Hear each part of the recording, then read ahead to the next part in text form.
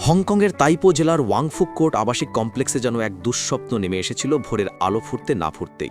মুহূর্তেই আগুন ছড়িয়ে পড়ে চারদিকে। বাঁশের মাচা, প্লাস্টিক কভার আর পলিস্টাইরিনের দাহ্য পদার্থ আগুনকে পরিণত করে আগুন ঝড়ের মতো ভয়াবহতায়। অনেকেই বের হওয়ার সময়ও পাননি। কেউ জানালার কাছে দাঁড়িয়ে শেষ চেষ্টা করেছেন, কেউ সন্তানকে জড়িয়ে রেখেও আগুনের কাছে হার মানতে বাধ্য হয়েছেন। এই হৃদয় বিদারক ঘটনায় প্রাণ হারিয়েছেন ৪৪ জন। হাসপাতালের বিছানায় জীবন মরণ লড়াই করছেন আরও ৪৫ জন। কমপ্লেক্স জুড়ে শোক, কান্না আর আতঙ্কের মিশ্র দৃশ্য, যেখানে প্রতিটি মানুষই কারো না কারো প্রিয়জন। পুলিশ জানিয়েছে, নির্মাণে নিরাপত্তা মানের ভয়াবহ ঘাটতি ছিল। সেই অবহেলার দায়ে গ্রেপ্তার করা হয়েছে ৩ কর্মকর্তাকে। এখনও অনেকেই নিখোঁজ।